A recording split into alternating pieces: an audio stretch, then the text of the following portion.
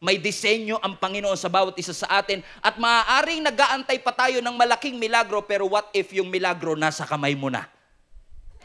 Ilalagay lang natin sa kamay ng ating Panginoon.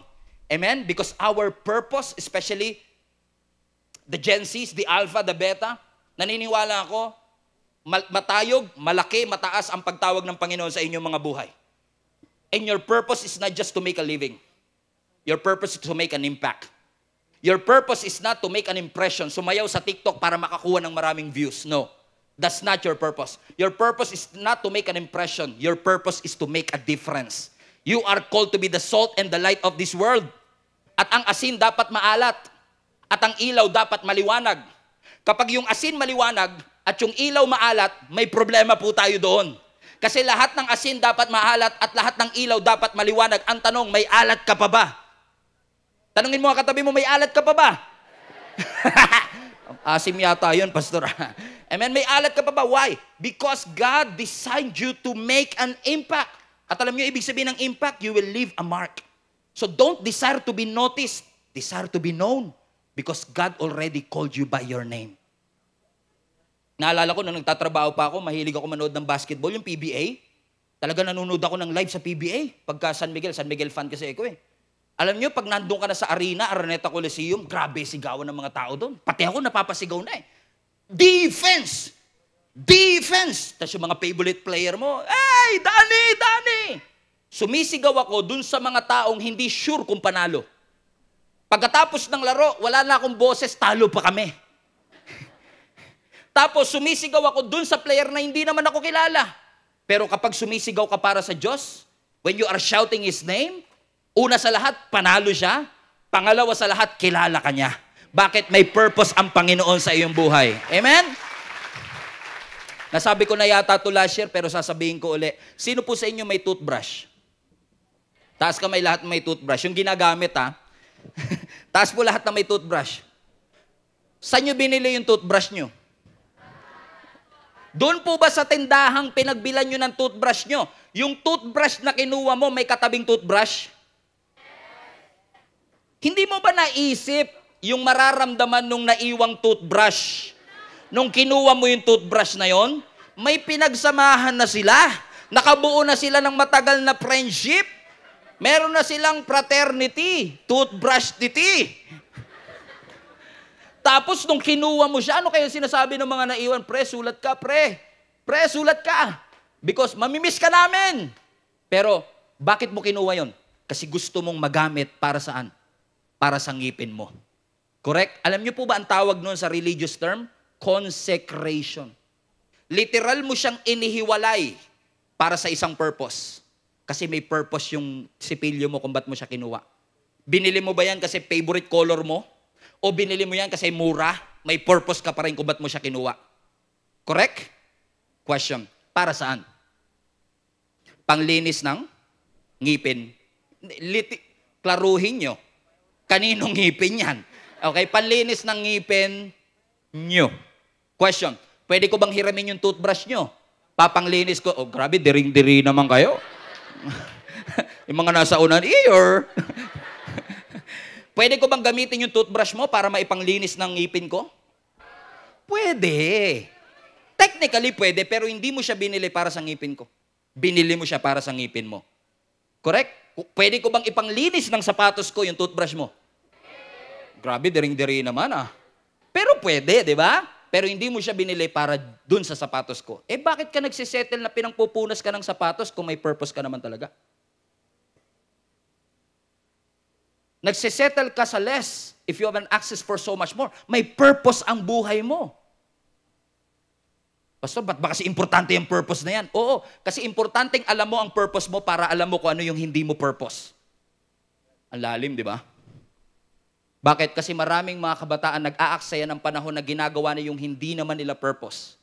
And they are settling for less. Why do you settle for less if you have an access for so much more? I'm very passionate in saying that because katulad mo, may mga tao din nag-underestimate sa akin. Naalala ko, nung kaedad nyo pa ako, sinasabihan ako, alien, mongoloid, pamilya ng mga Sorais. Kasi nga, pag nagka-Sorais ka, buong pamilya, damay. So, kala nila ako may kagagawan. Tapos tawag nila sa akin, alien, kasi masyadong malaki ulo ko compare sa akin katawan. Kaya pinalaki mo naman yung katawan mo, lumiit naman yung ulo mo, hindi proportion. And I did not realize back then, nung kaedad nyo ako, that my life matters. Pinaniwalaan ko yung sinasabi nilang wala akong mararating. Pinaniwalaan ko yung sinasabi nila na walang impact na gagawin ang Panginoon sa aking buhay. And because of what they said to me, hindi na ako nagplano para sa sarili kong buhay. Ang hindi ko alam, may plano pala ang Panginoon sa aking buhay. And who would have thought?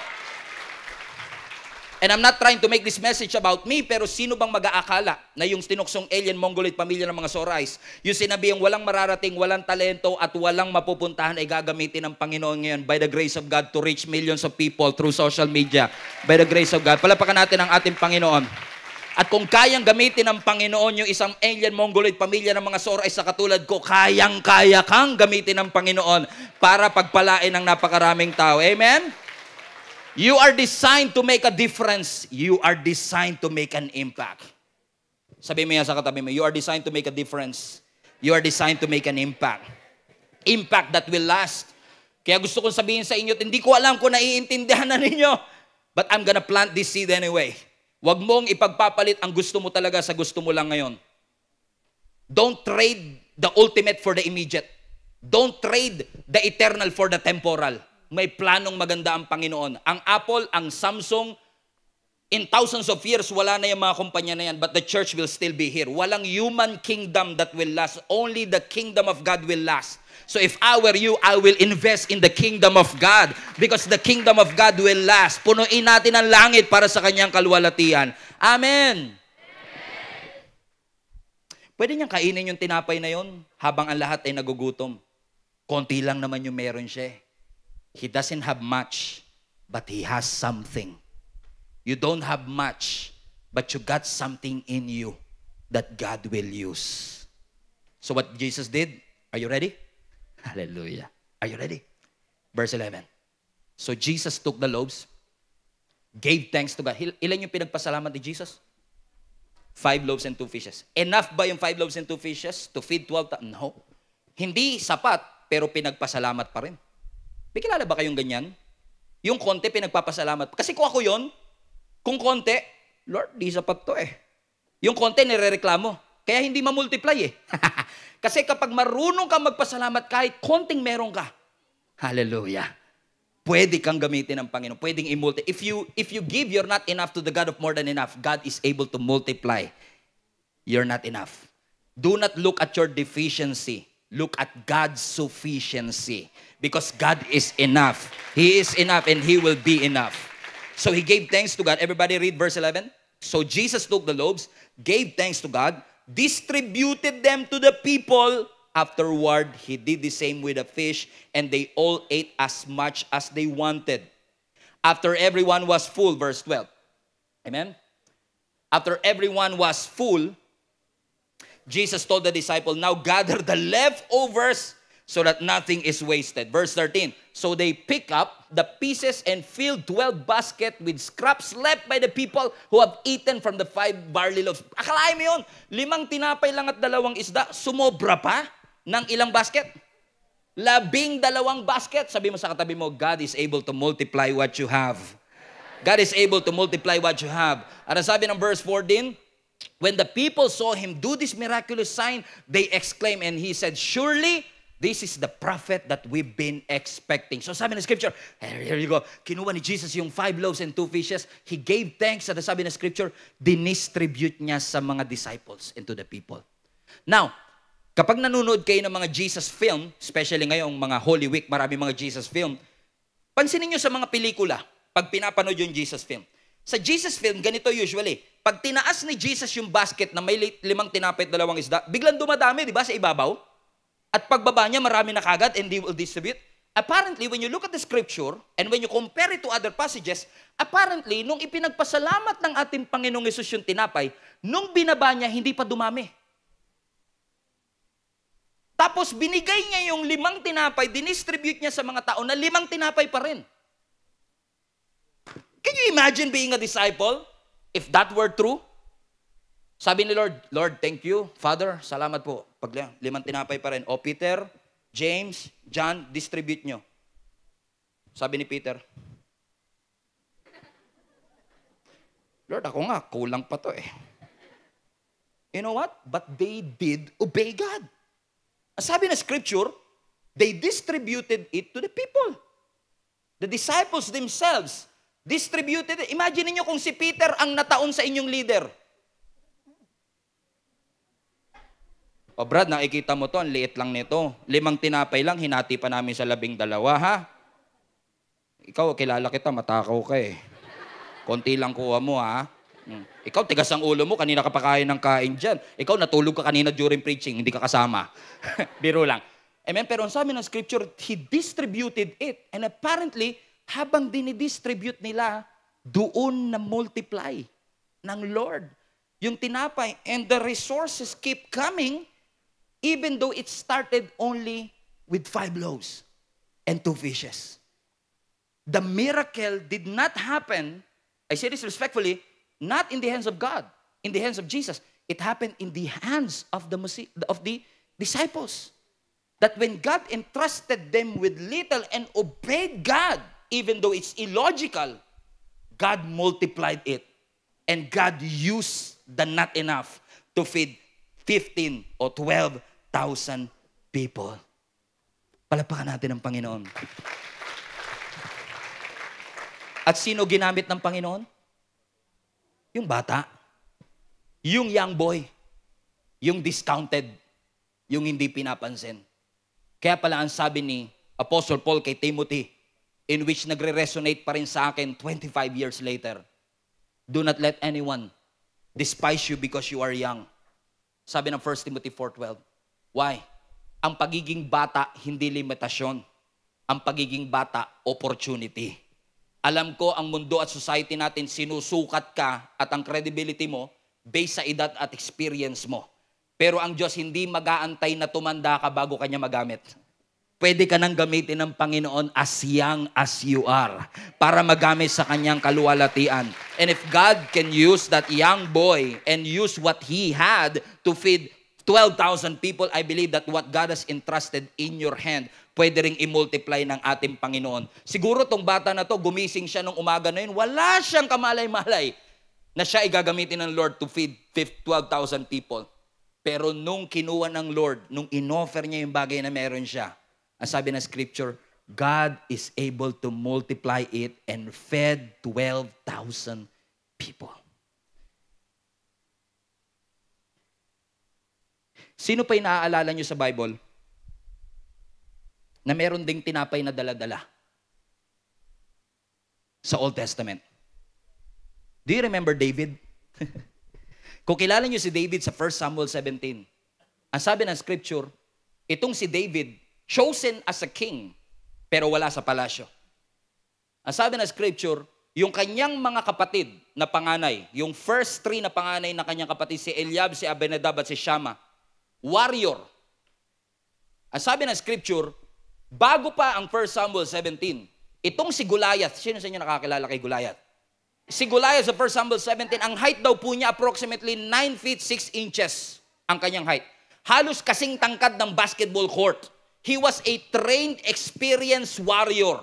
Yung espada pa lang niya, mas matangkad na kay David. Ang kanyang shield, mas mabigat pa kay David. Ang sabi ng scripture, itong si Goliath, kaharap ang buong nation of Israel sa Valley of Elah. Hinamon niya ang mga nation of Israel. At sabi nila, wag na tayong magtuos dito. I don't want bloodshed anymore. Ang gawin nyo na lang dyan, kumuha kayo ng champion ninyo na ilalaban sa akin. Pag natalo ko yung champion ninyo, lahat kayo alipin namin. Pero, kapag natalo ako ng champion, kung matatalo niya ako, experience. Lahat kami magpapaalipin sa inyo. You know what happened? For 40 days. How many days? 40 days, walang gustong lumaban. Lahat sila naka-stand off lang. Titigan lang sila for more than a month.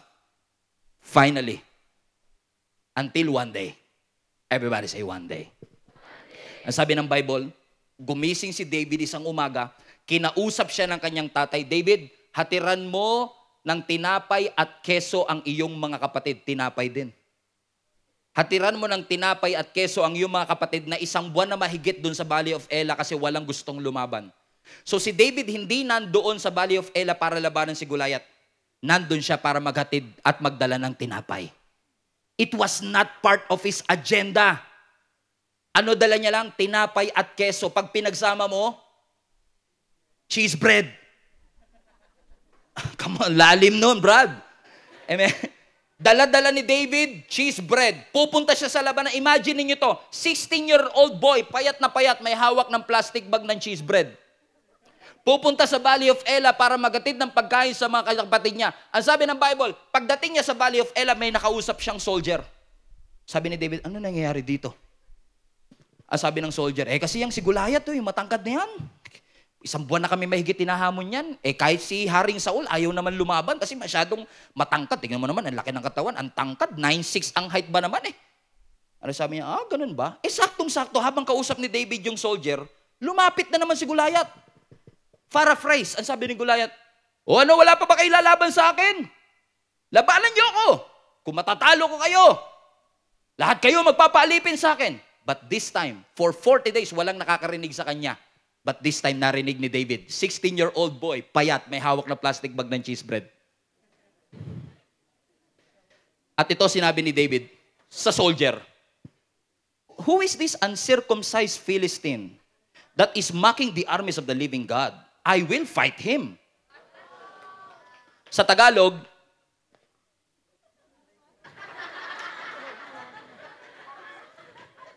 sino itong support na ito? Ganun talaga Tagalog, ganun magagawa natin. Na humahamak sa Diyos na dakila, ako lalaban sa Kanya.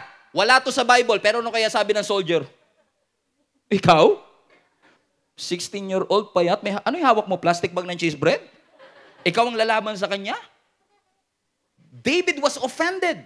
Ba't niya hinahamak ang Diyos natin? Ako ang lalaban sa Kanya. Dahil walang gustong lumaban, nabasa ni David yung job promotion ni King Saul sa jobstreet.com. Naghahanap na siya ng pwedeng lumaban kasi mayroong gusto lumaban kay David. Nabasa ni David yun. Sabi niya, sige ako na yan. Punta ako sa first interview. Pumunta si David sa kwarto ni King Saul sa kanyang first job interview. As si David at si King Saul magkaharap, ang sabi ni King Saul, anong katunayan mo na kaya mong labanan nito si Goliath? Doon po kasi sa lugar namin. Kapag may mga oso at may mga wolf na umaatake sa mga sheep ko, hinahawakan ko lang po yun sa kamay. Pinapatay ko sila with the bare hands. Brad, iba to. Brad, nakita mo to? Espada pa lang yan, di ka na makakalapit, di mo maahawakan. Pero ang sabi ng scripture, walang magawa si King Saul, kaya si David ang pinalaban kay Goliath. Notice hindi si David ang lumaban kasi qualified siya. Siya ang lumaban kasi walang choice. Walang gustong lumaban. So ang ginawa ni King Saul, dinamitan siya ng armor, sabi ni David, bigat. Binigyan siya ng espada, ang laki. Sabi niya, wag na yan, boss. Meron ako dito, slingshot. Slingshot! Kalaban mo, 9'6" na Goliath. Experienced warrior. May sariling shield bearer. At alam niyo, sabi ng scripture, watch this, fasten your seatbelt. Papunta na tayo sa exciting part. Ang sabi ng scripture, lumabas si David. Imagine niyo to. Lahat ng Philistines nandun sa side na yon. Isang valley ito, valley, labanan. At dito sa side na to, puro mga Israelites. Philistines, Israelites. Si David nasa ilalim, lumabas siya bigla. Siya ang lalabang representative. Si Goliath nasa kabila. Imagine niyo si David, sabi ng scripture, he was walking towards Goliath. Ano kaya iniisip ng mga Israelites? Brad, patay. Yan yung representative natin. Payat yan, Brad. Ilan taon ba yan? 16. Ano yung hawak niya? Cheese bread? Pero ang sabi ng scripture, David was offensive. Ang sabi ng scripture, 5 bato ang kanyang hawak-hawak, but only with one shot. Sabi ng Bible, inikot niya ang kanyang sling. Binato papunta kay Goliath. Itong si Goliath na 9'6" ang height, ang sabi ng scripture, tinamaan sa noo. At ang sabi ng scripture, bumagsak si Goliath head first. Pum! Alikabok everywhere. Music please. Tent, tent, tent, tent. Tent, tent, tent. Tent, tent, tent. Si David sabi niya, tent, tent, tent, tent. Watch this. Sabi ng scripture, bumagsak si Goliath head first, alikabok everywhere. Wala to sa Bible, pero pakiramdam ko, sa loob ng at least 5 seconds, walang nagsasalita. They cannot just believe what happened. Paano nangyari na yung 16 years old na may hawak ng cheese bread? Obviously, wala na siya hawak na cheese bread. May hawak ng cheese bread. Napabagsak yung Goliath na experienced warrior gamit ang slingshot. And no one is speaking. At yung mga Israelites na sa loob ng isang buwan, mahigit, takot na takot, finally, they cried out, "Yeah! Yeah!" Why? Because their representative won the battle. Sino ginamit? Si David. Ilang taon? Ano hawak? Cheese bread. Sabi ng scripture, itong si David, 16 years old, may hawak ng cheese bread. Pinugutan ng ulo si Goliath. And he hold that head up high. By the way, using Goliath's sword. And he won the battle. Yeah! Sabi ng scripture, yung mga duwag biglang tumapang. Yung mga duwag biglang naging offensive. Amen. Why? God is able to use even the young boy to defeat that Goliath, the Philistine. Na by the way, based on historical context, gusto pang talunin ni Samson pero si David ang tumapos nung hindi natapos ni Samson. Why? Because God will finish what He has started. And what if yung sinimulan sa mga pastor ninyo sa inyo tatapusin? Magpagamit kayo sa Panginoon. Because God is able to use you. And the miracle is already, binigyan siya ng armor, hindi pala pwede. Binigyan siya ng espada, hindi kasi yun eh. Ang miracle ng Diyos nasa kamay niya na, slingshot. Ang miracle of multiplication nasa kamay na nila, yung tinapay. And the miracle that God will start in your life is already in your hands. And watch this. For so many years, pag pinipreach ko ang David and Goliath, ang lagi ko sinasabi sa mga tao, dapat kayong maging katulad ni David. Na anumang mga Goliath sa inyong buhay, kayang pagbagsakin ng ating Panginoon. Totoo rin naman. Pero what if, hindi talaga tayo si David? Tayo yung mga Israelites na takot na lumaban sa mga Goliath ng ating buhay. But somebody came by the name of Jesus Christ. By the way, David in Hebrew means beloved. David, beloved, and Jesus came, the beloved Son of God, and defeated that Goliath on our behalf. Bakit? Yung mga hindi mo kayang talunin ng Panginoon. So wag na wag mo iisipin, Pastor, hindi ako magaling magsalita. Sabi ng Lord kay Moses, wag kang mag-alala. Gagamitin ko yung kapatid mo as a spokesperson.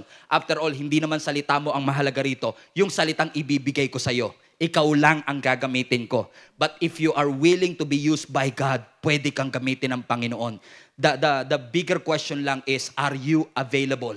The greatest ability that you have is not the ability to speak. It's not your ability to stand on stage, not your ability to dance or to sing. Your greatest ability is your availability. If you are available na magpagamit sa ating Panginoon, God is able to use you to make an impact, not just in Cotabato, not just in Davao, not just in the entire nation of the Philippines. Pwede kang gamitin ng Panginoon wherever you are if you are just willing to entrust what you have and give it to God.